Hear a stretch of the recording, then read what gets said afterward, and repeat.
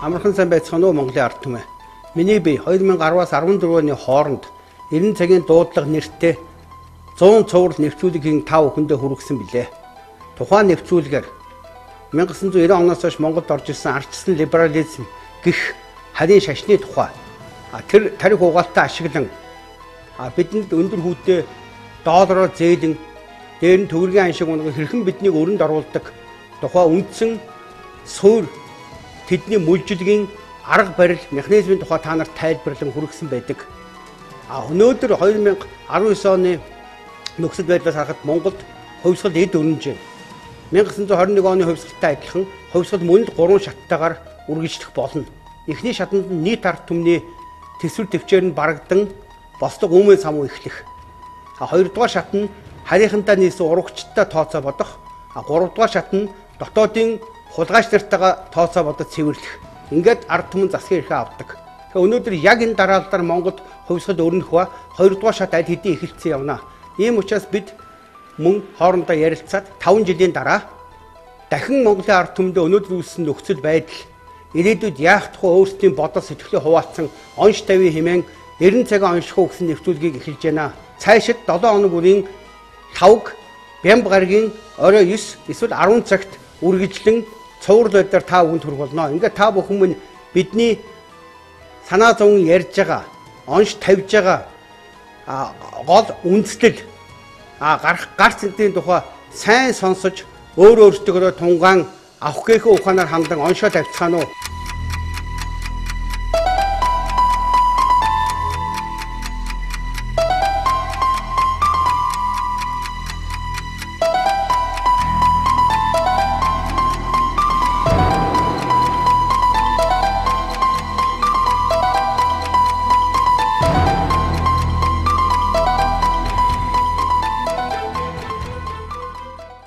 Та бүхний нараа мэндийг хүргэе. Тэгээ манай 90 цагийг онцлох нэртэй цуврал нэвтрүүлгийн 7 дугаар дугаар эхлэхэд бэлэн боллоо.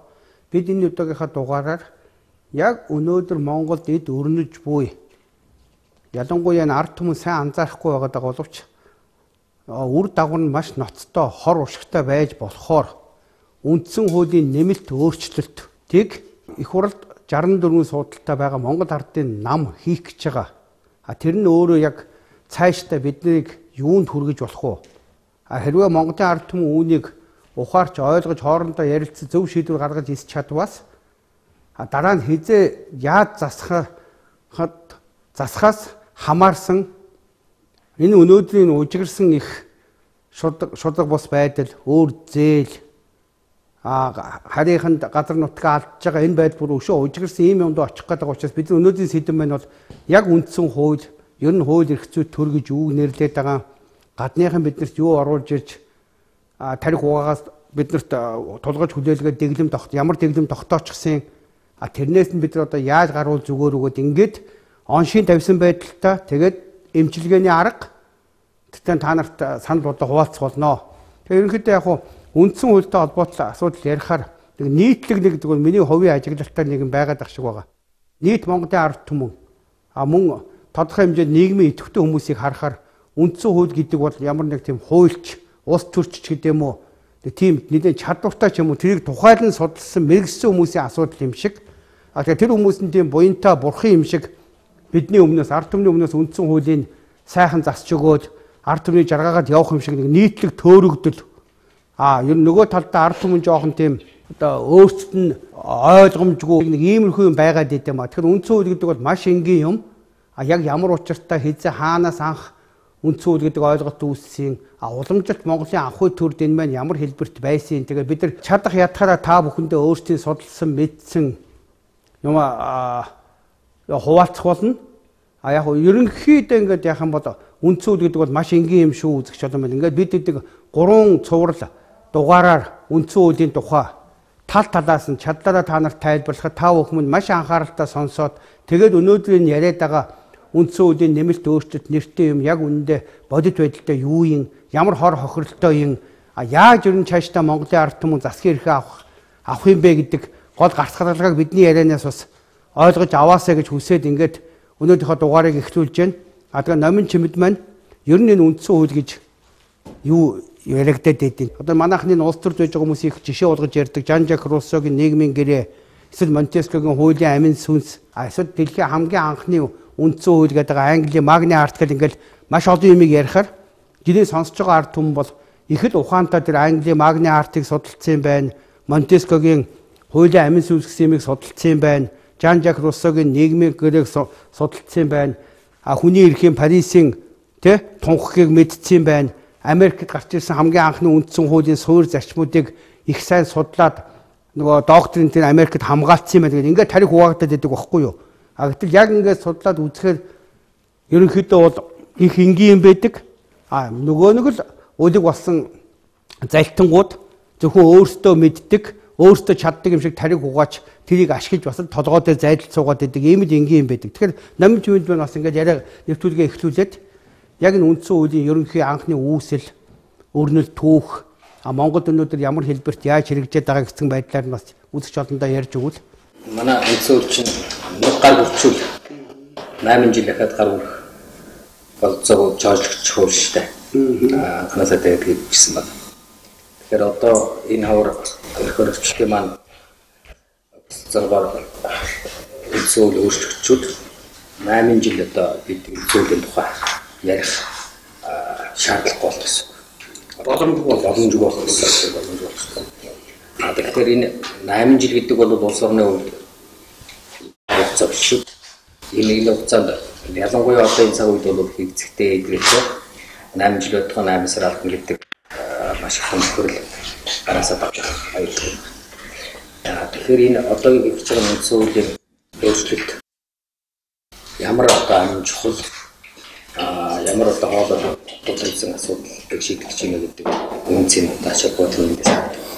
Тэгсэн одоогийн өөрчлөлтөөр хагас дутуу үндсэн хуулийн өөрчлөлт хийгээд буруугаж юм хийгээд орчин бол Монгол улсыг хөгжил дахиад 8 жилээр саарна гэсэн.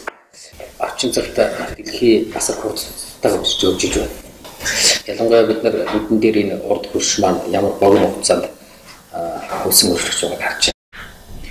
Дэлхийн улс орнуудын хоорондын геополитикийн өрсөлдөөн, энд технологийн өрсөлдөөн, мэдлэгтэй тэмүүлсэн эдийн засгийн өрсөлдөөн ямар хурдтай явж байгааг бид нар харж байна. Ийм юм дотор бид хариуцлагагүй хандаад 8 жил гацаатай болчих юм бол энэ хожим харуусаг даалгалаад болчихсохгүй. Тэгэхээр энэ үсгийн асуудлыг гацаагүй гаралтай тунгаад шүүж үзэх шаардлагатай бид ч гэсэн одоо тэр үүднээс энэхүү нэвтрүүлгийг зөвлөс хийж гэж болгож байна. Нэг юм байна уу? Сайн ингээд үүсч олондоо бас жоохон тодуулаад ингээд нөгөө талаас нь ч юм уу энгийн байдлаар ч юм уу хэлэх утгаар чинь үндсэн хууль гэхээр тэр ингээд бүх улсуудын үндсэн хуулийг харах сая одоо дараа нь тэр Жан Жак Руссогийн нийгмийн гэрээ ч юм уу Монтескогийн хуулийн амин сүнс гэдэг одоо манайхны энэ үндсэн хуулийн эрх зүй гэж ярьдаг их мэдгчдийн тэр мөрийг бол дахиад үргэлжлүүлээ ярих юм чи. Зүгээр үндсэн хуулийг ингээд судлаад харах их энгийн юм байна. Тухайн ард түмэн өөрийгөө улс гэж зарлаад улс гэдэг маань нэг тодорхой газар нутаг дээр янз бүрийн гарал угсаатай хүмүүс нийлээд тэгээ улс гэж зарлаад тэгээд засгийн эрхээ яаж барих тухайл засгийн эрхээ яаж бариад бид нар өөрсдөө цаашдаа улс маягаар явах уу гэдгээл тунхлан зарлаж баталгаажуулж байгаа үйлдэл байгаад байгаа. Тэгэхээр энд нэг 3 юм ажиглагдаад байгаа. Ерөөсөө ингээд альва улсын үндсэн хуулийн ерөнхий ингээд нэг юм одоо байшингаар бол ингээд нэг бүтцийг харах юм бол нэгдүгээр бүлэг нь бол ерөнхийдөө бид хэн гэдгээ зардан тунхаглаж байгаа. За жишээ нь одоо Монгол бол бид ийм газар нутаг дээр байдаг, ийм гарал угсаатай, ийм оюун санаатай, ийм аж ахуй амьдрал мөн чанартай гэдэг ингээд нэгдүгээр бүлэг бол ерөнхийдөө өөртөө Монгол гэдгээр тодорхойлсон бүлэг байгаад байгаа. Үүх түүхээ бичээд өнгөрсөн одоо гол урсаад ирээдүйд юу зориод байгаа, хүсээд байгаа юм та томьёолцсон нэг юм. За хоёрдугаар бүлэг нь бол ийм Монгол гэдэг хүмүүс маань ямархуу байдлаар амьдрах гэж хүсээд байгаагаа нэг ерөнхий нөгөө одоо хэлбэржүүл томьёолж ингэж бичиж байгаа юм да. Бид одоо эрүүл мэнд, эрүүл сайхан амьдрмаар байна, боловсролтой болмоор байна. Бусдын жишгээр сайхан орон сууцтай амьдрал ахын сайхан болмоор байна гэж ерөнхий тэр юм нэг гаргаад 3 дугаарт нь тэр 1-2 дугаар бүлэгт дурдсан юм хадгалаад тэгээд эзэн эрхээ хэрэгжүүлээд газар нутгийнхаа эзэн болоод өөрсдийнхөө хувь заяаныхаа эзэн болоод амьдрахын тулд бид нар ийм төртөө буюу өөрсдөд нь үйлчлэх ёстой төр гэдэг юм а дундаасаа гаргаж ирж байхын гэсэн ийм 3 дахь бүлэгтээ ерөнхийдөө нэг ийм л юм байгаад байгаа үндсэн хуулийн суур юм байна. За таны ярьсныг баталгаажуулаад улс орнуудын зарим одоо үндсэн хуулийн буюу төрөлх төлцөө хараад үзэлтэй тийм. За бид бол одоо өнөөдөр байгаа 92 оны үндсэн хуулиар парламентын секретар гэж ярьж байгаа бол нөгөө тэр эрх мэдлэг байдлах 3 толгойтой энэ 3 бивнэ дэгэдэд нэг бүрэн болцоотой магадгүй энэ сүүлийн 20 хэдэн жил болждог байгаа нэг шалтгааныг тэр гэж томьёолж байгаа төрийн тогтолцоо үндсэн хуулийн агуулгад орооч үү. За манайхтай таны хэлдгээр тэр эхний үндсэн хууль гэж томьёолж байгаа тэр баримт одоо нийгмийн гэрээ баримтчийнхаа эхний бүлэг дээр өөрсдөө тодорхойлох. Тэгээд тодорхойлсон мөн чанар дээр өөрсдийнхөө хөгжлийн загварын суурийг үндсэн хуулиараа гаргаж өгөх.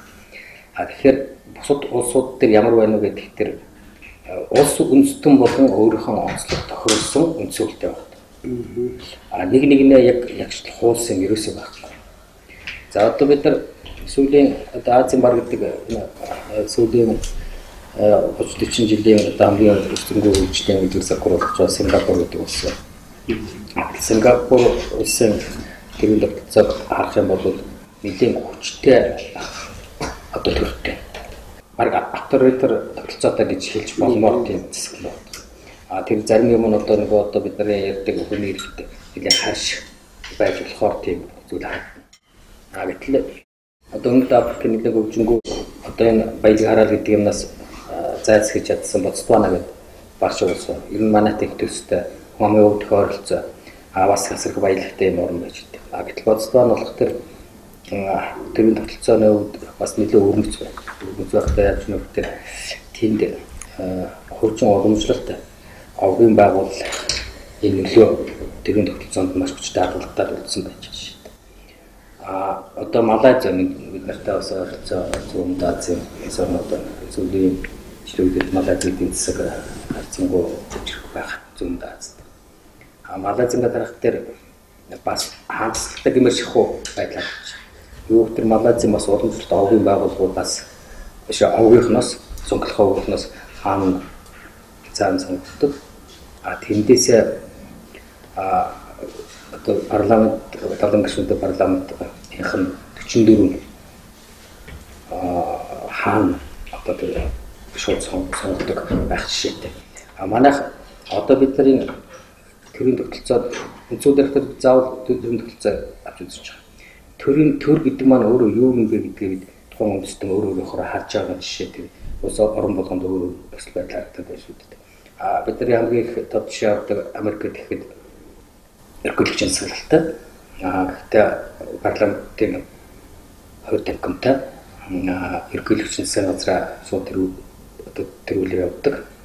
Хэрвээ эрхлэгчд ямар нэгэн одоо эрхцэн зөрчил авах юм бол тэрийг бичмэдийн мэтгэл үзүүлэх асуудлаар парламентын одоо тавьгам хэлцээ явдаг юм хөө тогтолцоо байдаг. Иймэрхүү тогтолцоотой одоо тэр холбооны маягийн тогтолцоотой улс орнууд дэлхийд бас нэлээд гэдэг байна. Гэхдээ өөр гэсэн өрнөц сонсдог. Швейцар бас холбооны маягийн улс бас өөр өрнөц байдалтай байна шүү дээ.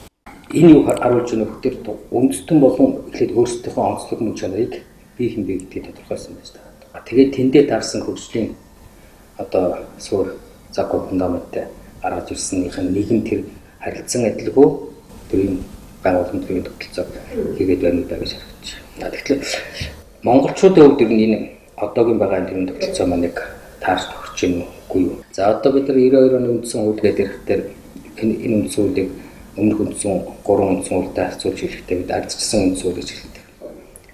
Энэ үндсэн хуулийн маань одоо гол үндсэн зорилт нь хүмүүнлэг иргэний арчсан нийгэм байгуулах гэж зарлан өгсөн байна.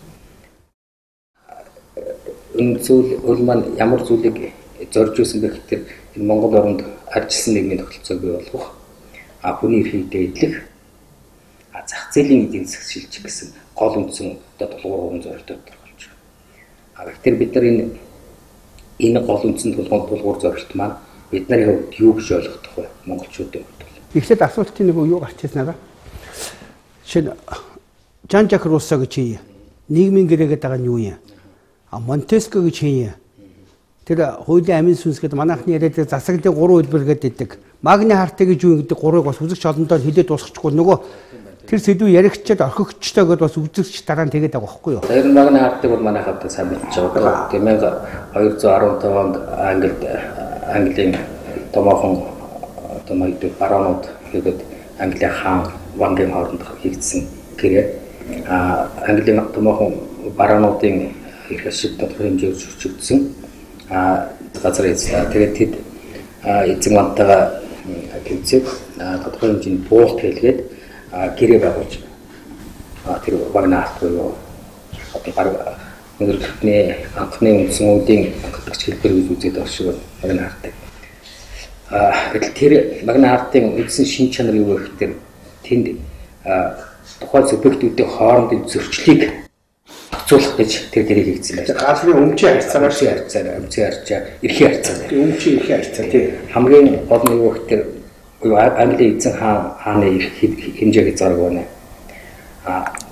Английн тэр бусад газрын эзэд болох томоохон бараануудын эрх ашиг тодорхой хэмжээгээр тэр гэрээнд тэр хэмжээг эрхт засаглалтай эрх мэдэлтэй байгаа хааны эсрэг ширүүлэн тавьсан түүний хүлээн ширүүлсэн нэг мостоо шинж байгаа. Үүгээр нийгмийн тодорхой хэсгийн эрх ашиг хамгаалсан гэж үзэж байгаа. Нөгөө талаар тэр шүүх засаглалын эрх мэдлийг Английн бүр хязгаар үнэмлэх зарим тохиолдолд бүр дур зоргоор эзэмшдэг байсан. Өөрөө шүүгч тийм өөрөө шийтгэгч байсан тийм. Тэрийн тодорхой хэмжээний хязгаар тавьж үзсэн. Нөгөө баруунууд буюу газрын эзэд хаан хоёрын хоорондын өмчийн харьцаан дээр зохицуулж шүүх болон тэр нөгөө шийдвэр гаргах юмыг зохицуул таруулсан гэсэн үг шүү дээ. Тиймээс жирийн ард түмэнд бол хамаагүй шүү дээ. Жирийн ард түмэн жирийн тариачдын эрх ашиг тодорхой хэмжээгээр туссан боловч тэр тусч байгаа тусгалууд нь ихэнхдээ барууны эрх ашиг хамгаалах үүднээс Баруун буюу газрын ноёдуудын гэсэн үг шүү дээ. Ашиг хамгаалах үүднээс жирийн тариачин жирийн цул иргэдийн эрх ашиг тодорхой хэмжээгээр туссан байна. Гэхдээ тэр тусч байгаа мөн цаад мөн чанар зорилго нь тэр жирийн иргэдийн буюу тариачдын тусхийн тулд биш зээст баруун газрын эзэдийн ашиг сонирхлыг хамгаалах үүднээс тэдний өмч болж байгаа тэдний хариалт болж байгаа газрын эзэд тариачтай.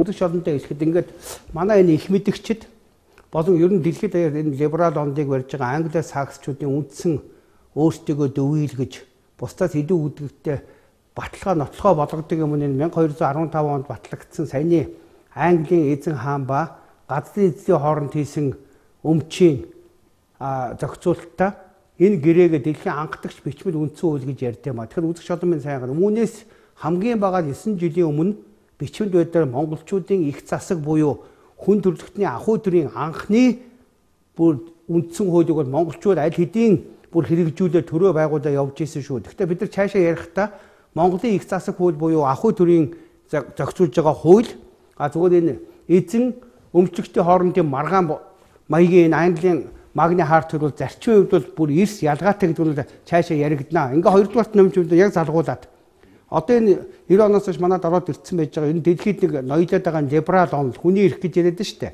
Тэгэхээр энэ хүний эрх гэдтэй холбоотой нийгмийн байгууламжтай холбоотой тэр нийгмийн гэрээ гэж Жан-Жак Руссогийн юм их яригддаг шүү дээ. Тэгэхээр одоо яг залгуулад энийг бас халуун дээр нь хүмүүст яагаад өгч гол тэрнийх нь мөн чанар нь юу юм те?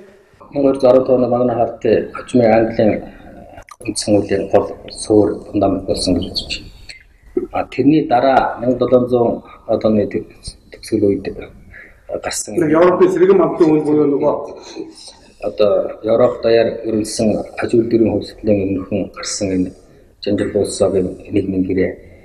Нийгмийн гэрээ өөр асар үндсэн чадвартай суур бүтээл болсон. Ягаад гэвэл энэ нийгмийн гэрээ мөн энэ нийгмийн гэрээнийхээ ахуй амьдрал дээрх бодит дэлгэрлийг уран сайхны аргаар үзүүлэх гэж оролдсон Эмили гэдэг зохиол хоёр нь Францын аваа хөвсгөлийн одоо гол хөтлөгч болсон гэж үзэж байна. Тэр үзэл санаагаар Францын аваа өдөөлтөн болсон гэж үзээд байгаа. Яа харахгүй тийм зүйл байна. Парисын хүний эрхийн түгээмэл тунхаг гэдэг шүү дээ. Бас мөн адилхан. Наадах ч юм уу өдөөгч шүү дээ. Тэгээд тэр чин тэр хөвсгөлийн өмнөх одоо үндсэн хөвслийн зориг тулгаад дэвшүүлэгдсэн юм биз дээ, тий?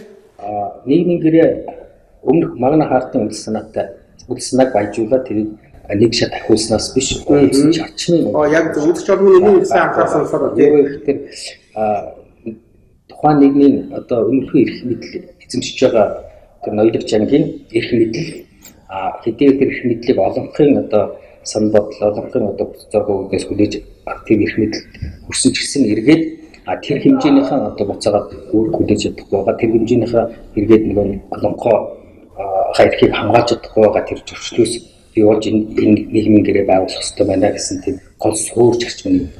Тэрүүн та хэлдэг. Энээс хойш бүх одоо барууны багшилтай гэж ойлгодог энэ үндсэн хуулиудын үндсэн суурь зарчим бол нийгэмд байгаа аливаа субъектүүд тэр субъектүүдийн хоорондын зөрчлийг зохицуулах гэсэн энэ одоо дараагийн одоо манай нэмэлт өөрчлөлт юмнууд байгаа даа шүү дээ. Тийм ман намын хийх гээд байгаа шүү дээ. Тийм одоо үйл санаан дээр бий болсон суур ашигладаг. Та түрүүн хэллээ одоо Чингис хаан маань бас арай өөр авалт ертөнцийн жамд нийцүүлсэн хууль гаргасан гэж. Одоо тэр хүндрэлтэн 1215 онд анхны одоо үндсэн хуулийн суурийг тавьсан гэж ойлгогддог Магна Хартигаас өмнө хийсэн хууль.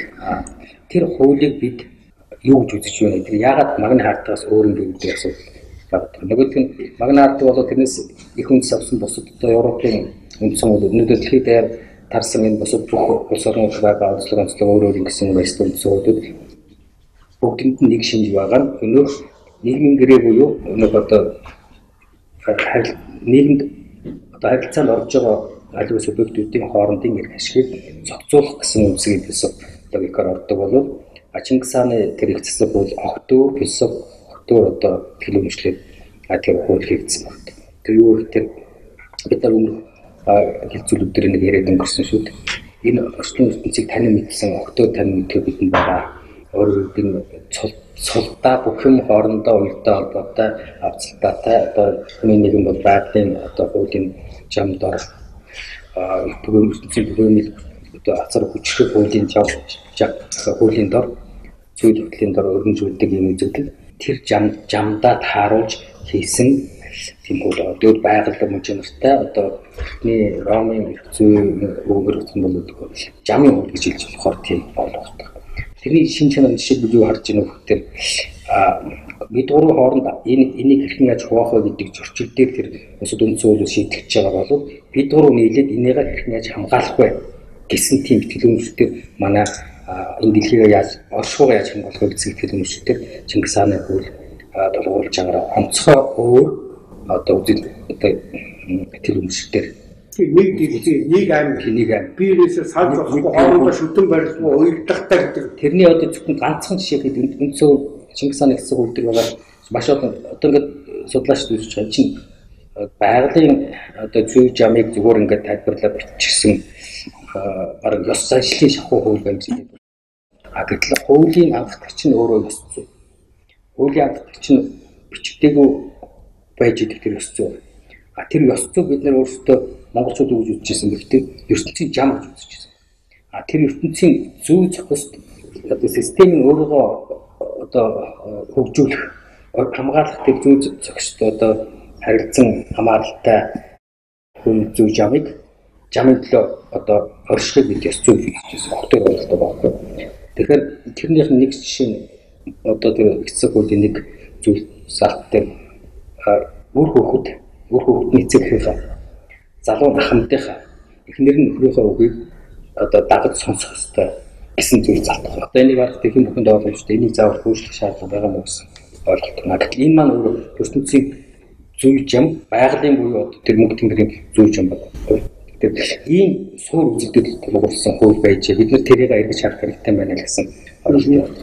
Октор хоёр ертөнцийн тий октор үзэгч олондоо бас яхад ингээд асуулт одоо сая бид ингээд нөгөө эхлэхдээ л Магна Харт хамгийн анхных нь. За араас нь саяны Руссогийн нийгмийн гэрээ.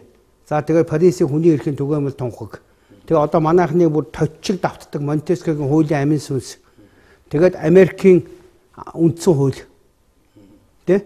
Яг ингээд нэг дараас хэдийн юмнуудыг л заавал ярихгүй. Энэ тавыг ингээд ерөнхийдөө энэ бол маш энгийн гэхдээ ерөнхийдөө Библи шүтлэгтэй, Христ шүтлэгтэй Библи тэр ертөнцийнхнийг гаргаж ирсэн. Коммунизм ч эннийхээ нэг задаргаа. Өөрөөр саяны ингээд Магна Харт дээр хаан ноёдуудын хоорондын өмчийн харьцаа зохицогдсон бол нийгмийн гэрээн дээр арай дараагийн хүмүүсийн арай жоохон доод төвшингийн хүмүүсийн газартай харьцан дээр нь нөгөө хэдээс нэг тодорхой хэмжээний хоол ундаа авах эрхийг баталгаажуулж байна гэсэн үг. А тэнгууд энэ ингээ бас болохгүй байгаа тэнгууд нөгөө талд нь ерөөсөө бүгдээрээ жигд дундаа бүх юм өмчлөөд баян таргангүй шударга амьдрах ёстой гэдэг нөгөө коммунизм гараад ирж байгаа байхгүй. Гэхдээ бүгдээрээ ерөөсөө Библи суурьтай, Библи итгэлтэй юм, Христ итгэлтэй юмнаас гараа яваад байгаа. Тэр үргэлжлээд нөгөө үзэгч одноос юу гэж хэлж байгаа нөхөр та нэг ингээ яриан дундаа нөгөө асуулттай холбоотой юм а ярьж байгаа заримдаа тодорхой яг тэрэндээ зааж хариулт өгөхгүй явчихад байгаа гэдгүүдээс нэгэнд дурдгцсан учраас одоо бид нар сая магны хартыг ярьчлаа. Тэр юуг нийгмийн гэрээг нь ярьчлаа.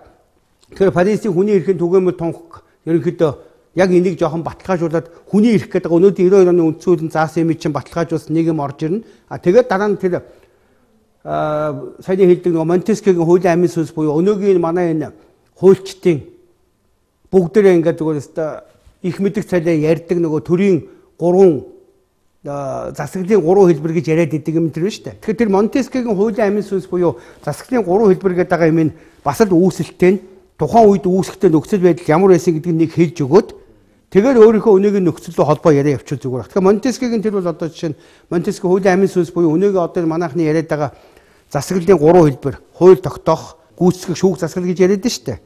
Тэгэхээр тэрнтэй холбоотой мэдээлэл одоо бас тэр үзэгч олондоо хүргүүл. Манайхан одоо хуулийн аливаа хуулийн Монтескигээр төсөөлөх болж байна. За энэ хүн энэ үзэл бодлоо ямар нэгэн харилцаа суув ямар түүхэн цаг үед гаргаж ирсэн бэ гэдгийг бас бид хэлээд анхаарах хэрэгтэй. Монтескигийн амьдарчулсан тэр дунд зууны төгсгөл үеийн Францын ерөөс Европын нийгмийн харилцаа байна. За мэдээж гүн зөрчил тэмцэл дотор байсан өнөөдөр арчуулах аргагүй хүн хийгээд түүний эрхийн тухай ойлголт өөр төвшөнд яригдчихсэн. Эзэн хийгээд одоо боолын хацаа гэдэг ойлголт огт өөр төвшөнд яригдчихсэн. За тэр дундаас Монтеско өөрийнхөө үзломдыг олж харсан. За Монтеског яхаар томс төш том одоо онолч. Гэхдээ тэр бид нар ягаад одоо Монтескогийн одоо зөв заалт болгоныг нэг үрчлэн ярих гэж Монтескогийн тухай ярьж хүмүүс шүү.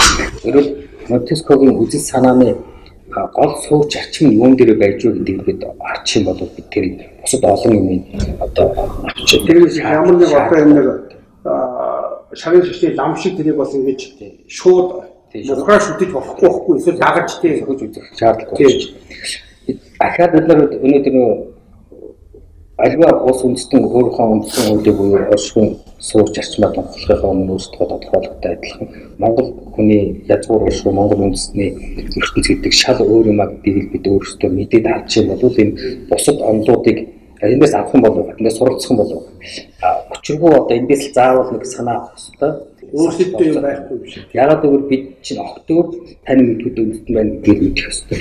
Тэрийг одоо бид нар яаж мэдэх вэ яаж ойлгох вэ гэдгийг асуудал болохоос биш огтын байхгүй юм биш шүү дээ тэр чинь. Манай нийтлэг за одоо шинэ үндсэн хуулийн нэмэлт өөрчлөлтийн ажлын хэсгийг толгоолоод яваад байгаа тэр Лүндэ Жанссан гэж нөхөр. Эсвэл одоо нэг их сургуулийн судлаач одоо үндсэн хуулийн эрх зүйгээр би л одоо ер нь Монголдо байтугай дэлхийд ер нь баг Эренбүүчийн тэгж өөрийгөө цоллоод байгаа нөхдүүдийн тийм яриа харахаар тийм их гаж юм яриад идэв. Альва тэр үндсэн хууль гэдэг юм чинь нийт ард хүн байна уу? Нэг баяр хүү гэдэг бие хүн байна уу? Нэг салшгүй нэг тийм организмыг зохицуулах гэж байгаа функционална буюу үйл ажиллагааны хувьд хооронд нэвтэй наримтай уялдахтай шүтэн барилгатаа зохицуулах гэж байгаа үйлдэлүүд болохоос биш гар хөл мөчөөр нь салгаж аваад тус тустай байдаг юм биш байхгүй. Тэгэхээр манайхны яриад байгаа юмыг харахаар шүүх юу хууль тогтоох гүйцэтгэх шүүх гэд тэгээ биенээсээ хараат бус гэдэг ингээ марзын юмэрээ явчихдаг байхгүй юу. Хүний биеийн дотор байна шүү дээ. Биенээсээ хараат бус эрэхтэн гэж юусоо байхгүй байхгүй да. Мөн үү? Тэгэхээр эндээс би дахиад үзэгч олондоо хэлэхэд энэ нэг их мэдэм хэрэг байгаа хуульч мөөлч нь худлаа өнөө Монтескигийн нэрийг барьсан бүх хүмүүс худлаа ярьдээ шүү. Маш энгийн юм бэ. Альва үндсэн хуулийн суур тэр хууль тогтоох гүйцэтгэх шүүх гэдэг юм чи хүний биеэрээ та нар үзэж байгаа олон минь зүгээр биеэрээ ботчих. Хүний биений шин зүрх бол одоо шин хууль тогтоох. Яг л хүний бие эрэхтэй. Дараа нь гар хөл гэдэг энэ үйлдэл хийдэг юм бол засгийн газар. Дараа нь тэрийг шүүгээд боддог тарих нь бол шүүх байхгүй юу? Тэгэхээр хүний биеийн зүрх, гар, тарих гурав бол тухайн хүнийгээ болон тухайн үндэстнийгээ тухайн ард түмнийхээ төлөөл тэр нэг бие гэж үзэх юм бол эргэтнүүд нь болохоос биш. Бие биенээсээ хараад бас тийм эргэтнүүд биш байхгүй да. Суур ойлголт суур юу нэгснээс нэг зөрчилтөөр суурлсан гэсэн шүү дээ. Тийм. Тэгээд зөрчилтөөр үүсэж байгаа учраас энэ таны одоо зүрх, гар, тарих гурав хоорондоо заавал зөрчилж явах хэрэгтэй гэсэн ойлголт байгаа даа. Зөрчилтөй учраас эдгээр заавал хоорондоо одоо зөвхөн өөрсдөө арих шиг одоо хамгаалах учраас бидний хооронд байгаа тэр зөрчил, тэр хоорондын байгаа асуудлыг одоо хяналт одоо тэнцвэртэй байхын тулд гурван одоо тулгуур авч үзчихэд байна. Тийм. Тэгэхээр ингээд үсэг шалманд хэлэхэд дахиад хэлэхэд тэр үндсэн хууль гэдэг байгаа, үндсэн хуулийн дотор байгаад байгаа төрийн байгууламж гэдэг байгаа, тэгээ хууль тогтоох, гүйцэх, шүүх гэдэг байгаа бол зүгээр л үзэж байгаа олон минь өөрийнхөө бие дээр авчир, гэр бүл дээрээ авчир, ах トゥ хамаатан затан бүл дээрээ авчир, нийтээрээ нийлсэн үндэстэн ард түмэн дээрээ авчирх юм бол нэг хүний бие вэ нү, нийт ард түмэн вэ хамаагүй зүгээр бүгдээрээ бид нар нэг хувь тавилантай, нэг амьтаа тийм биет гэж үзээд тэгээ хууль тогтоох гэдэг чинь бол зүрх, засгийн газар гэдэг чинь бол гар хөл гүйцэтгэх хэрэгтэн.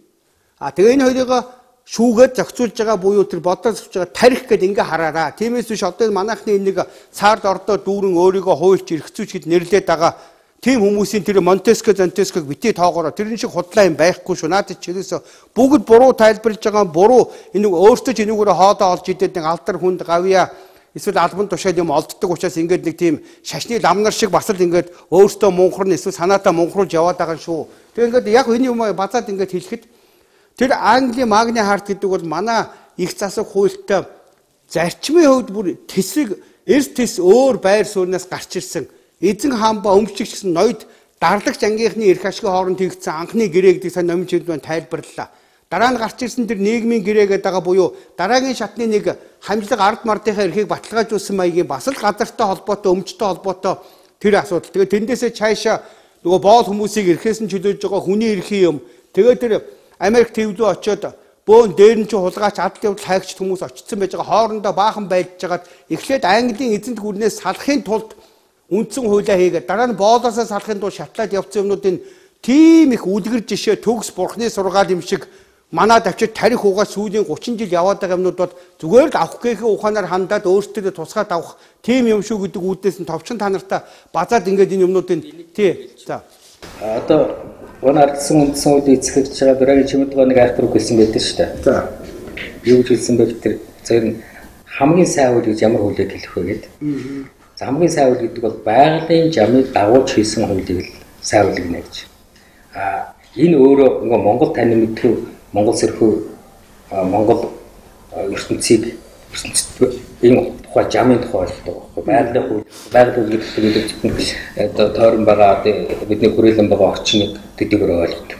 Байгалийн тэгж томилж ойлгодог. Байгалийн хууль буюу тэр төвөмд ертөнцийн зүй жамын утгаар нь харах юм бол энэ супер өндөр. Тэгэхээр одоо эндээс тийм яг зөв юм чөндөө хэлж байна. Тэгэхээр бид нар одоо ингээд энэ үндсэн хуулийн тухай ярихаараа мэдээж ингээд суур үндсэн хууль гэж юу ингээд үндсэн хууль гэдэгтэй холбоотой нэг түүхийг маш тийм товчхон байдлаар тэгээ манайхан тэр нэг дандаа нэг тийм бурхан юм шиг нэрийг хэлдэг тэр Монтеско, Руссо тий Англи Магны хартын тэгээ тэр бурхан ба бурханы номлол юм шиг хэлдэг юмнуудтай ингээд та нарт яг тэр тухайн юм хизээ ямар нөхцөлд хэн гэдэг хүн үүсгэсэн тэгээ тэр нь одоо яаж ингэж яваад байгаа гэдгийг ярьсан юм аа. Тэгэхээр явж ерөөсөө монголчуудын их засаг буюу анхны хүн гүрний үеэс ахуй төрд бий болоход тэр байгалийн зам хуулийг дагаад нийт эвлэлдэн нэгдсэн угсаа гарууд өөрч хамаагүй ард түмнүүд эвтэй нартай амьдарч ирсэн Монголын ахуй төрийн суур зарчим тэр байгалийн замаар явдаг зарчим ба тэрийг дагаж ард түмнийхээ ахуй амьдралыг цэгцэлж байгаа шиг төгс төр дэлхий дээр хизээж байгаагүй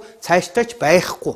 Яг энэ ч нөгөө суур итгэл үншин. Тэгэхээр яг энэ сэдвэр буюу ерөөсөө манай монголчуудын энэ жамаа дагсан ахуй төрөө байгуулдаг. Тэгээд тэр их засаг хуулиа байгуулдаг. Яг энэ чиглэлээр бол манай мөнх хууль маань өөрөө ч амьдралаа яг их нутгаа хамгаалаад тэмцээд явж байгаа ард түмээ мэдж байгаа. Хоёрдугаарт их цаас их хэрэгэлтгэхэд яг энэ суур энэ монголчуудын их засгийн зарчим дээр өнөө цагт нь тааруулсан одоо хувилбарыг хийгээ сүүлийн 2-3 жил бас олон түмэнд таны сурталчилж явж байгаа хүний хувьд ихтэй бас яг энэ харийнхны оруулж ирсэн үндсэн хуулийн тухай яг юу гэж бодож явдээ. Яг бид нар нэг жил хэмээг дүгнэлт хийсэн мөртөө тал талаас нь ингээд өөр өөртөөхөөрөө бас ингээд олон түмэнд тайлбарлаад өгвөл олон түмэнд маань нөгөө ойлгоход илүү хэлбэр үүдээс эхлээд энэ 92 оны үндсэн хуулиар бий болсон энэ харийнхны тэ манай тулгасан энэ бидний мүлждэг сордог мүлжилгийн дэглэм ба штэ. Төрийн байгууламжийг манан дэглэмийг бий болгочод байгаа. Энийний тухай одоо жишээ нь хэлэх үг ард түмэндээ юу вэ? Яг одоо нэг цаг нь боллоо гэдэг шиг л үйл явдал бол бидний нэвтрүүлэг дээр ингээд сайхан тусгал болж өнөөдөр бууж ийн л да. Хэлэхгээл төвлөрөөл яваад гэхдээ зүгээр ч төвлөрөөд яваад байх шичээгээд бичвэр болгоод их цаазын төслөгөөд ингээд сүүлийн 3 жил ер нь бол санаж хүсэж мөрөөдсөн нь бол нэг 10 жил юм л да. Тэгээд сүүлийн 3 жил бол төвлөрс сууж яг тухайлж энэ дээр энд хамаатуулж бүгнийг авч үзэх гэж хичээж ажиллаа л да. Тэгэхээр та одоо сая яриад байгаа тэр магны хаалтч гэдэг юм уу, Русогийн тэр нийгмийн гэрээч гэдэг юм уу, за Монтескитэй холбоотой зүйлүүд гэдэг юм уу, дээр нь нэмээд өрөндийн судлаачдын чиглэлээр бас бичсэн төрөс юмнуудын орчуулгатай байгаа зүйлүүдийг үндэс танилцах. Дээр нь манай түүхч, эрх зүйч гэж хэлэгдэж байгаа улсуудын хүн өрний үеийн цааз эрхэмжийн бичгийн одоо судалгаа, эмхтгэлүүд, их засагтай холбоотой зүйлүүдийг хэр чинээндээ харлаа. Бас л орчуулчихсан үндсэн хуулиудыг аль болохоор байгааг нь бүгдийг шүүрдэж үзлээ л дээ. Тэгээ ажиллаад явж байхад бол дүгнэлт явн дээр гарсан гэхээр нэг 3 зүйл дээр асуултыг заавал гаргаж ирж нэг өөрсдөө ихтэй болж явах цаашгүй юм ихний шалгуур гарч ирж байгаа. Нэгдүгээрт үндсэн хууль гэж юу юм бэ гэдэг зүйлийг нэг сайн мөн чанараар онох хэрэгтэй болчихж байгаа. Юм бичгээд. Яг тэгэхээр энэ юу ингээд та хоёр маань сая зөндөө таллаас нь ярьлаа. Үндсэн хууль гэдэг бол ер нь үе үеийн шалгуураар явагдахдаа нэг зөв буруу гэдэг дэнсэн дээр тавих юм бол нэг юм байдаг юм гэж. Яг тухайн улс орн яг өөрийнхөө мэдлэр, өөрийнхөө хүсэл зоригоор өөрийнхөө үндсэн хуулийг хийж чадаагүй гэдэг нэг сорилт байна. Яваад ирсэн байдаг. Яг тэгэхээр тухайн үед амгалж исэн, ноёлж исэн гэдэг юм улс төрийн байр суурь одоо эрх мэдэлтэй байсан дэлхийд зөнхөлж одоо нөлөөгөө үзүүлж исэн талуудын өрөндийн юм уу, дорны одоо ах ус хэлийн одоо эсвэл эзэнт гүрнүүдийн бүс нутгийн энэ зүйл тэр нөлөөл тухайн цаг үед ямар нэгэн байдлаар санаарахад за ингээд энэ улс орн өөртөө засах гэж байна, өөрийгөө дахиад улс болж төхнөх гэж байна гэсэн үеүүдэд дүүхэн цаг хугацааны мөчлөгүүдэд заавал өөрсдийнхөө нөлөөллийг бодож хийхдээ нөгөө явж байгаа зам дээр нийлүүлэх гэж авч үздэг. Тэгэнгүүт сая яригдж байгаа онлууд яригддаг. Үзэн санаануудын юмнууд яригддаг. Тэгээ их сурвалжуудыг авдаг. Тэгэнгүүт сорилт нь болохоор өөрийнхөө юугаар хийж чадахгүй гэдэг хоос. Эдийн нэг ихний сорилт. Тэгээд энээсээ болоод яг бид бол хаана байгаа юм, хэзээ ямар онцлог цаг үед байгаа юм, яг өөрсдөө дотооддоо юу болчих вэ? Ягаад одоо өнөөдөр тухайл уус болж төрөө байгуулж одоо эмх хэрэгтэй болчих вэ гэж харахаас гадна дэлхийн техникийн улс төрийн нөхцөл байдал дээр оновчтой одоо баримжаатай юм гаргаж ирж чадах хэсгээс хамаарч иж байгаа шиг. Тэгэхээр ингээд харж яхад магны хаалтыг сая ярьлаа зүгээр энэ 1215 он гэхэд чинь манай их засаг 2006 он гэдэг нь тодорхой.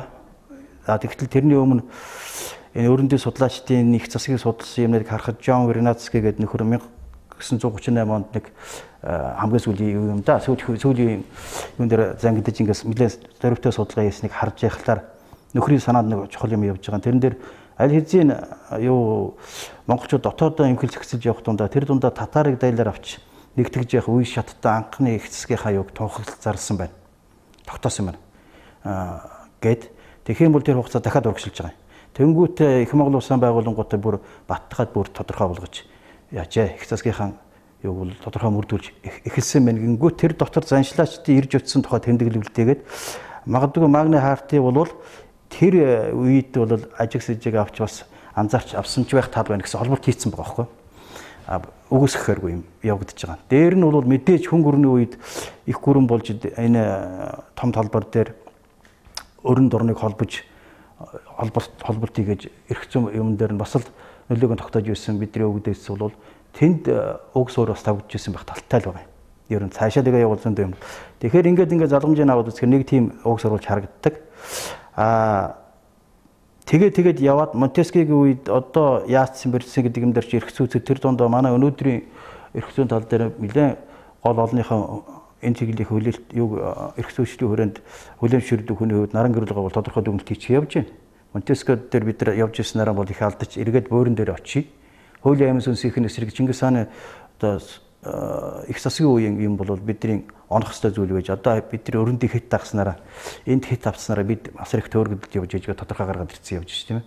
Гээд үнэлтийг харахад тийм харагддаг.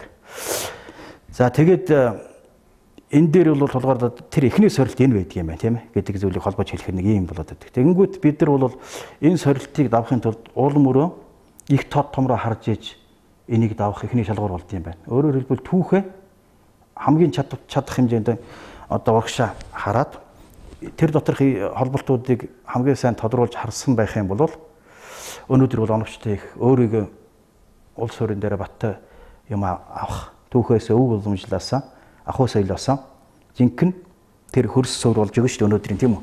Тэрэн дээрээс яг өөрсдийнхөө үндсэн үйлийг хийж чадах уу гэдэг нэг сорилт.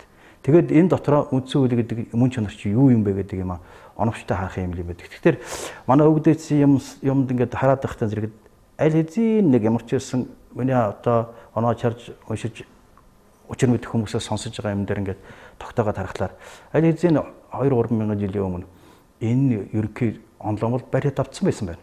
Тийм учраас одооны үндсэн хууль гэдэг юу юм бэ гэхэд бол тэр үед бол тун оновчтой томьёолоо тодорхойлоод дурдаад явж ил байж. Тухайлбал энэ бол ард түмний эвийн гэрээ юм аа гэж үзэж ерөнхийд нь эвийн гэрээ болж ирсэн юм аа. Энийг ингээд үнэхээр хийж чадвал болох юм байна гэдэг. Тэгээ энэ дотор түрүүний ярьдгаар эхлээд нэг газар нутаг байна. Ямар нэгэн цаг үед тэн дээр хүмүүс аж төрж байснаа холбоотой ч юм уу дагнас нэг үндэсний ч юм уу төлөвшил бий болчиход улсаа байгуулах тухай явлаа тийм ээ зоригдол үүсгэж явлаа. Тэгэнгүүтээ тэр газар нутаг нэг зон олон байж ирсэн төрийн тухай яригдана. Тэгээд төрийн ерөнхий нэг суур хэв шинжиндээ орсон үед энэ гурван ингээ баттаждаад Монгол ухаанаар бол гурван төгс юмны барилдлага бий болсон зүй зөксөн үедэр болохтан зэрэгт болчлоо гэсэн ард дээр бол ханаад дүүрээд улс гэдэг юм дотооддооч гадааддаач баттгаж тусгаар тогтносон улс гэдэг өнөөдрийн ойлголтоор тий бүр ирэхэд улс гэдэг юм тунхаглах ийм уг суурин тавигддаг юм байна гэсэн ойлголт төрж байгаа. Тэгэхээр энэ гурван шалгуур дээр авч үзэхлээр чинь энэний үнэт зүйл оршихуун улс оршихуун үнэт зүйл тийм ээ юу юм бэ гэдэг юм тогтоох шаардлага гарч ирдэг юм байна. Тэгэхээр л эн чинь эргэл өнөөдрийн хугацаанаар бол одоо яг энэ улс оршихуун үнэт зүйл ихтэй зэрэг чинь нэг цаалангад их олон зүйлийг ярьдаг. Энэ дамаагүй үндэсний аюулгүй байдлын тухай өнөөдрийн ямиг харахтаа зэрэг чинь эрх зүйн хэмжээнд тогтоосон юм гарах нэг 9 бүрэлдэхүүнсийг авч үзээл. Гэхдээ тэр нь яг ингээ базаад аваад үзэх юм бол уламжлалаар авч үзэх юм бол сайн ахлаад үзэх юм бол яхахгүй нэг 5 толгуур зүйл дээр очиод тулж идэг. Нэгдүгээр оюун санааны тусгаар тогтнол энэ бол өв уламжлал соёл түүх маань багтаж идэг. Хоёрдугаар тулхтан зэрэгэд ахуй соёлын өөрийн өвнөс тусгаар тогтнолын тухай ойлголт ахуй соёлын тусгаар энийхэн баттгсан байдал энэ дээрээ суурилсан байдал энэ дээр энэ хоёр дээр нийлээд одоо яг батчин газар нутгийнхаа бүрэн бүтэн байдлыг баттгсан байдал тийм ээ. Ингээд цаашлаад энэ бол яг нөгөө бүрлдэж бий болсон үндэсний хувьд одоо юугаа авч үлдэх. Тэрнийхэн мөн чинь авч үлдэхийг одоо хүний тухайн тэр хүнийхэн эзэн эрхийг баттгсан энэ нөхцөл байдал. Тэгээд энэ дээр уялдсан уялдахтайгаар төрийнхэн одоо эмх зохицох хамгаалтыг үнэхээр яаж хийж чадав гэдгээс л хамаардаг л ийм 5 тулгуур юм бол харагдаад эхэлж байгаа юм л. Тэгэд их цаа захын төслийг ер нь бол энэ дээр суурилж ил бодож ил төлөвлөж хийсэн явж байна л та. Тэгээ энэ дээр мөнхөд аадаг ингээд яхад үндсэн хууль гэл ингээд их яриад яг бид нар бол үндсэн хуулийн жишг саний манай мөнхөд яриад байгаа. Ерөнхийдөө нөгөө Монгол доройтсон цагаас эхлээд бид нар ямарваа нэг байдлаар бүс нутгийн ч юм уу эзэнт гүрний хавсаг маягаар манжин үед ч тэр зөвлөлт холбоот улсын үед ч тэр одоо ч хүчрэг дэлхийн эзэнт гүрэн Америкийн Англи саксчуудын ерөнхий юмд нэг хараат дагалдагч байдлаар тэдний юу тулгасан тэрийн нэг юм нэг бол мохор сүсгээр аваад одоо ингэ хэрэглээ явж байна. Коммунизм үеийн юуных адилхан. Тэгэхээр л одоо нөгөө нэг бидний гол яриад байгаа бидний санаа зовж яриад байгаа юм байна. Энэ гаднаа тулгасан юм дээр яаж хийж яагаад өөрийнхөө Монгол мөн чанартай уйсан юмыг л хийгээд тэгээ явчихгээд байгаа шүү дээ. Тэгэхээр ингээд нөгөө үндсэн хуультай холбоотой юм ярихад ерөн зүгээр үндсэн хууль гэдэг нь бол ингээд дахиад мөнх хэмээч ярьслаа намжиж ярьлаа. Яг нь үг нь бол одоо конституци гэж орсоор constitution гэж англиар хэлээд байгаа. Тэг яг тэр конституц буюу тэр үгийг харахаар барилгын суурь маягийн ойлголт байгаад байгаа. Эртний грекийнхаа. Тэгээ одоо ингэж хэлдэг штэ. Constitution. За энийг бол үндсэн хууль чинь. Тэнгууд барилгын компаниг болохоор construction company гэдэг штэ. Construction барилгын компани байгаа штэ. Тэгэхээр ингээд үгийн язгуурч өөрөө тэр constitution гэдэг штэ. Тэгэхээр ерөнхийдөө нэг юм барилгын суурь тэгээд дээр нь ингээд нэг тэр суурин дээр л ард түмэн дундаасаа төрөө байгуулад явах тухай нэг ийм л ойлголтыг л өнөөдөр үндсэн хуулигаар ингээд тэгээд нөгөө Монтескиогоор нэг тийм хараат ус 3 засаглалын хэлбэрээр ингээд тарих угаалгаад яваад байна. Тэгэхээр ер нь Монголын ард түмэн үзэгч олон минь нэг л имийг та нар нэг онцгой анхаарч үзээч. Хизээч тийм гайхамшигтай ид читтэй ч юм уу бид нар ойлгохгүй юм гэж энэ дэлхий дээр байдаггүй маа. Хамгийн агуу юм уу та нар ойлгохгүй гэж бодоод байдаг юм чи эцсийс яг өөр дотор ч юм уу өдөр тутам мэдчихэдэг энгийн имийг л залтингуу та нарт айгуу тийм хүндрүүлж хэцүү юм шиг тайлбарлаад тэгээ та нэг мунхруулаад мөлжөөд сороод одоо дарлаад амьдрээд идэв шүү. Тэгэхээр тэр үндсэн хуулигээд байгаа юм чинь бол маш энгийн ерөөсөө зүгээр л арт түмэн эв иерээ нийлээд өгөгдсөн газар нутаг дээрээ өөрсдийнхөө ахуй амьдрал аж төрлийнхөө эзэн болох тухай ойлголт. Тэрийг хоорондоо хэлэлцэж баталгаажуулсан баримтыг л үндсэн хуулигээд байгаа байхгүй юу? Ерөөсөө маш энгийнээр. За одоо ингээд Монгол өөрийн гэсэн онцлогтой тэргийн тогтолцоо буюу одоо суур ундамжтай тогтоох асуудал яригдж штэ гэдэг бол асуудал. Одоо энэ Америкаас ч юм Англиас ч юм одоо Швейцараас Германаас үндсэн хуулийн ямар нэгэн одоо юм авчираад наах тухай асуудал ярихгүй штэ. Тэрийг бол одоо хэрэггүй дээ гэж. Тэгэхээр ийм зэрэг ойлголт ярьдаг. Ялангуяа одоо 30 цагийн боловсролтой залуучууд бол нэг тийм ойлголт төвлөрдөг. Нэгдүгээр нь бүх тэр хоёр зүйл дээр онцгой анхаарах. Нэгдүгээр хүнд болгоно шүү дээ. Германч адилхан, өдрөөжүүд, Америкчууд адилхан, Африкчууд адилхан, Монголч адилхан. Юугаар ялгаад харахад цусаараа өөр болж. Адилхан шүү дээ. Тэр дээр адилхан хөвөлтэй байх хэрэгтэй шүү дээ. Гэдэг. Адилхан одоо төвлөртөстэй байх хэрэгтэй шүү дээ. Юугаар генетикийн тэг онцгой шин чанар гэж байдаггүй шүү дээ. Одоо зөвлөлийн генетикийн шинжилгээ ухаан тийм одоо ялангуяа сүүлийн залуучууд гэж ярьдаг гэж илэрхийлж удаж шүү дээ. Нэг тийм ойлголт байна. Хүн хэрвээ адилхан юм бол улс гэж байхын тусдаа тусгаар улс гэж байх юм. Шаардлага ерөөсөө байхгүй. Ягаад улс болон өөрөөрийнхөө онцлог өөрөөр гэсэн соёл түүхэн эрхэндээ нандинаад хатандаад хамгаалаа яваад. Эндээ бид нар ихтэй хариулдаг гэсэн. Хоёрдугаар нэг бол тэр Чингис хааны одоо бид нар хууль тэр Чингис хааны санаанд тухаарах тэр дунд зуунлог очлоо. Дунд зууны ямар одоо энэ мэдлэгчсэн техникчсэн энэ аль технологийн ухаансан өөртөө одоо химийн ухаан ярьж байгаа ийм цаг үед ийм өчтөө хөгжлийн цаг үед дөрөв дунд 100 дунд зуунд мэдлэг болоо яриад байгаа ингэж ойлголт өгөөс хандлага. Энэ бас маш том төр ийм хоёр төрөл байдаг. Тэр Чингис хааны суур төлөмжл тэр үеийн их монголчууд ерөөс Чингис хааны ихгүй монголчуудын язгуур танин мэдгүй өөрөө юу байсан бэ гэдгийг бид нар огтож зөвхөж харахгүйгээр тэр зөвхөн одоо 13 дугаар зуунд нь үлдээгээд хажиж болохгүй зүйл. Дахиад нөгөө монголчуудыг бусдаас ялгаатай болгож байгаа бидний ахуйг өөр болгож байгаа. Тэгээд энэ ахуй дээр суурилсан хөгжлийн тодорхой одоо тийм модель загварыг бий болох гарцаагүй суурь тэнд байгаа гэдэг баг. Сонирхож харахгүй байгаа нэг юм эмгэлтэй байгаа байхгүй. Нэг жишээ хэлье. Чингис хааны тэр их засаг хууль буюу Чингис хааны тэр ахуй эзэнт гүрний бүтээн босгоход барьж исэн зарчим сэтгэл үнэмшил үзэл санаа зөвхөн тэр цаг үедээ төдийг өнөөдөр хүртэл асар хүчтэй хилжсэн гэдэг тэр нөлөөг бид нар харж байгаа шүү дээ. Тэрний нэг бүтээсэн бүтээл нь өнөөдөр Америк улс гэдгийг та бид мэдэн шүү дээ. Одоо Америк Англиас тусгаар тогтмолчоод анхныхаа үндсэн хуулийг одоо Виржиниаг анхныхаа үндсэн хуулийг хийсэн байна. Виржинд. Тэгээд Виржиниа одоогийн Вашингтон орчтон мужууд шүү дээ. Вашингтон DC орчтон. Засагийн том Виржиниа одоо анхны мужуудын нэг. Тэгээд Джон Лок гэж одоо Английн том философч үлч тэр Английн үндсэн хуулийг ерөөс Америкийн эцгүүд хэлдэг Бенджамин Франклин, Томас Джефферсон, Жорж Вашингтон нарын захиалгаар Виржинийг үндсэн хуулийг хийгээд тэр Виржинийг үндсэн хуулийн загвар дээр Америкийн одоо 200 жил зөвхөн 27 жил одоогийн одоо нэмэлт өөрчлөлт хийсэн өчрөг үндсэн хуулийг бий болгоод тэр үндсэн хуулийнхаа загвар дээр Америк өнөөдөр дэлхийн одоо хүчиг болтлоо.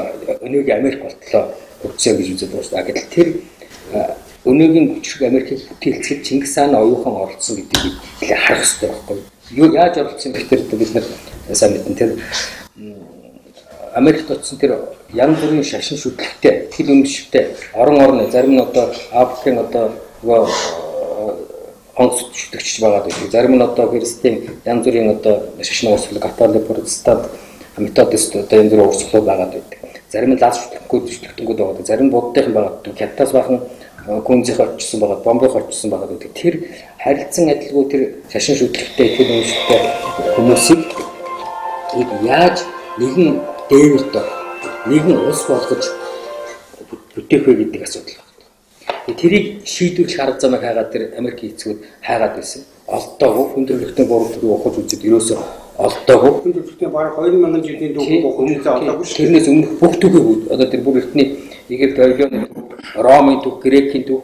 За тэгээд дундад зууны тэр чаагаад олоогүй гэтэл санаандгүй яг тэр үед Аз болж Франц тэгээд Англид Чингис хааны нэг намтар түүх намтар гарсан. Тэр намтрыг үзсний дараа нөгөө Томас Жефферсон ч тэр Бенджамин Франклин ч тэр Вашингтон ч тэр Джон Адамс тэр бүгдээр Англиас Америкаас хэдэн зугаар нь татаж авчираад өөрсдөө өмшиж үзээд бид нарыг хайгаад гарцыг олж чадахгүй болсон тэр юм чинь энэ Чингис хааны үлс санаан дотор тэр Чингис хааны байгуулсан агуу том эзэнт гүрний суурны болоо явжсэн байх шиг. Ягаад гэвэл Чингис хаан чинь дэлхийг эзлэхдээ бас л яг тэр хотуудын эцгүүдийн өмнө тулгарч байсан асуудалтай яг адилхан тулгарсан. Ягаад гэвэл одоо тэр Чингис хааны эзэнт гүрэн дотор одоо алтан улсын буддын шашинт нууж байсан, энэ тангадын буддын шашинт нууж байсан сүм улсын одоо бомбиш шүтнүүд байлаа, лалын шүтнүүд байлаа, христийн стронууд байлаа, зарууд нар байлаа.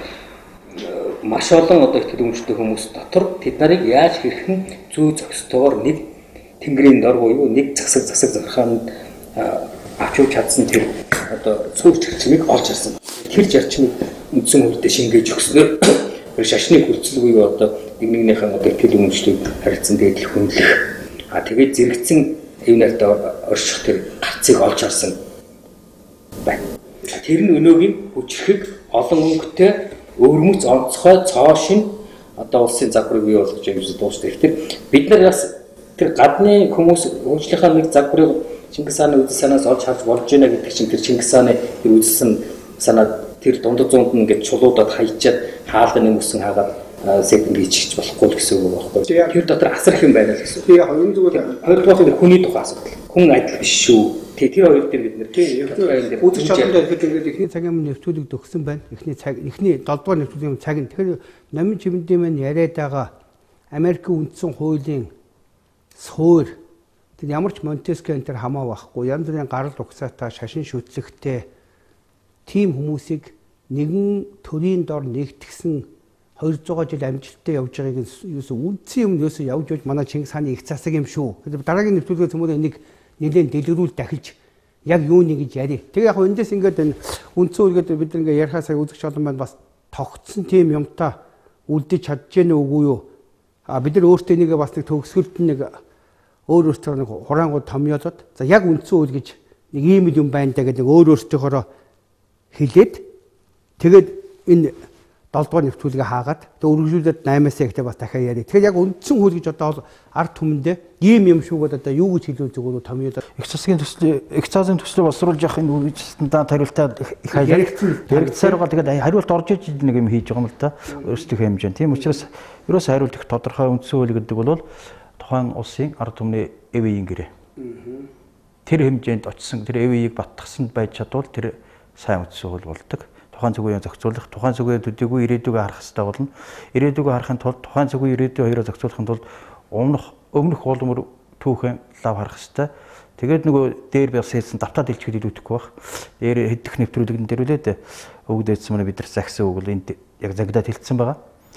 Түмэн жилийн хэрэг явдлыг тодтогоод 1000 жилийн ирээдүг өнөөдөр хүртэнэ. За ЭВ-ийн гэрээ. За тэгвэл энэ намжин чинь үндсэн үйл гэж яриад байна шүү дээ. Тэгвэл энэ үндсэн үйл яг хэнд юунд зориулагдсан? Аливаа нэг юм ярихад тэр маань нэг тодорхой нэг юм зориулагдаад эсвэл өөртөө ч юм уу хэн нэгэн ч юм уу зориулаад гарсан бай таарна да тий. Их энгийн зүгээр жамын үннээр энгийн одоо ард түмний сэтгэлгээгээр бол үндсэн үйл гэдэг бол маш энгийн юм баггүй юу? Ард түмэн өөрөө өөртөө зориулаад тэгээд яаж эвээр хэн нэгнээс дутах юмгүй, хавь ойроос тий хамааралгүй аж төрж ахуй амьдралаа зэгцэж явах уу гэдэг л тийм ойлголт байхгүй. Тэрийг хоорондоо ярилцаад хуралдаа шийдэж байгаа тийм л процесс. Тэгэхээр эндээс яг түрүү намжуунд маань яриад байна ингээд цаашдаа бид дараагийн юмнаас үргэлжлүүлээ ярих бах.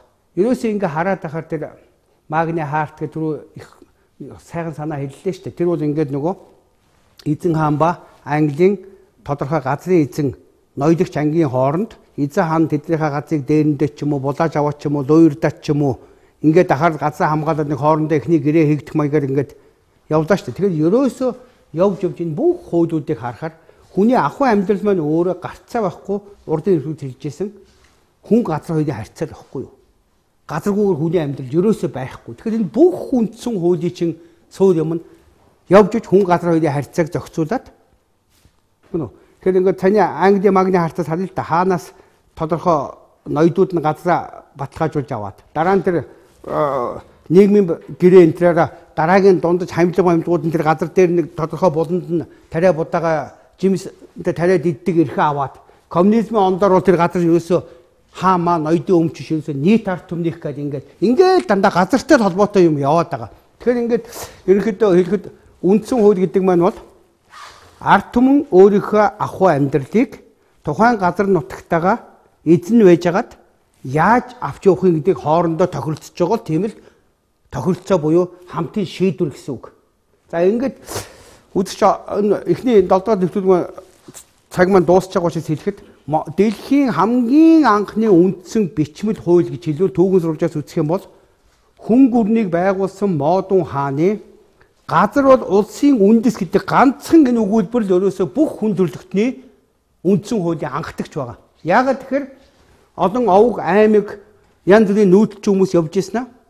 Яг нийлж ирэл тодорхой газар дээр хоорондоо тохиролцоод за ингээд цөмөр амьдгангууд нь нөгөө газарчуун тэр улс буюу олон овг аймаг гар тухсаа өөр хүмүүс нийлэнгуудаа тэр газар нутгатайгаа уягдаад улсгаа зарлагдчихж байгаа учраас ерөөсөө Модон хааны газар бол улсын үндэсгээ байгаа юм бол цаашдаа энэ судалгааны эргэлтэнд бас түүхийн философчд маань оруулцгааны газар бол улсын үндэс юм.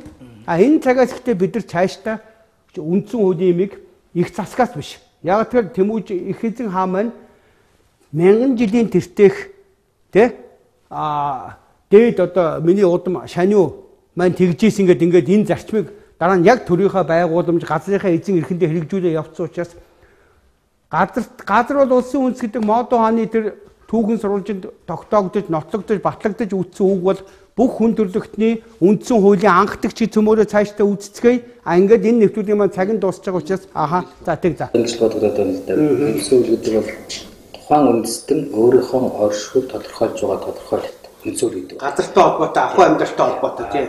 Оршихуй тодорхойлж оршихуй байна тийм. Ирээдүйнхөө хөгжлийн зарчмыг тулгуурлаж байгаа. Наач дээр тодорхойлолт. Коммуниуд дахиад илчих. За.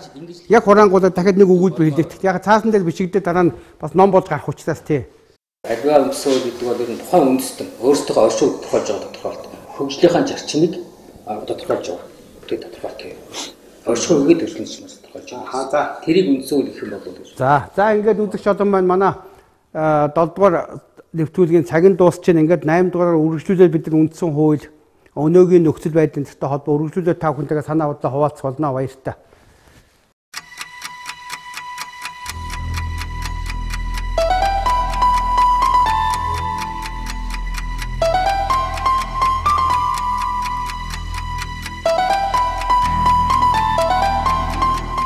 Амархан сайн байцгаана уу Монголын ард түмээ. Миний бие 2010-аас 14 оны хооронд 90 цагийн дуудлага нэртэй 100 цуврал нэвтрүүлгийн 5 хүндээ хүргэсэн билээ. Тухайн нэвтрүүлгээр 1990 оноос хойш Монголд орж ирсэн ардчилсан либерализм гэх харийн шашны тухай тэр тарих угаалтаа ашиглан бидэнд өндөр хүүтэй доллараар зээлэн дээр нь төгрөгийн аншиг унаг хэрхэн биднийг өрөнд оруулдаг тухай үндсэн суурь тэдний мүлжилгийн арга барил механизмын тухай та нарт тайлбарлан хүргэсэн байдаг. Өнөөдөр 2019 оны нөхцөл байдлаас харахад Монголд хувьсгал эд өрнөж байна. 1921 оны хувьсгалтай адилхан хувьсгал мөн л 3 шаттайгаар үргэлжлэх болно. Эхний шатанд нь нийт ард түмний төсвөр төвчээр нь барагдан босдог үүмэн самуу эхлэх. Хоёрдугаар шат нь харийнхантаа нийсэн урагчтай тооцоо бодох. Гуравдугаар шат нь дотоодын хулгайч нартайгаа тооцоо бодож цэвэрлэх. Ингээд ард түмэн засгийн эрхээ авдаг. Тэгэхээр өнөөдөр яг энэ дараалалаар Монголд хувьсгал өрнөх ба хоёрдугаар шат аль хэдийн эхэлсэн явна. Ийм учраас бид мөн хоорондоо ярилцаад 5 жилийн дараа дахин Монголын ард түмэнд өнөөдөр үүссэн нөхцөл байдал ирээдүйд яах тухай өөрсдийн бодол сэтгэлээ хуваалцсан онш тавийн хэмээн 90 цагийн онших уу гэсэн нэвтрүүлгийг эхэлж байна. Цаашид 7 хоног үрийн 5-г Бямб гарагийн орой 9 эсвэл 10 цагт үргэлжлэн цуврал байдлаар та бүхэнд хүрэх болно. Ингээд та бүхэн минь бидний санаа зовн ярьж байгаа, онш тавьж байгаа гол үндэслэл гарц зэнтийн тухай сайн сонсож өөр өөртөө тунгаан авах гээхөө ухаанаар хандан оншоо тавьцгаана уу?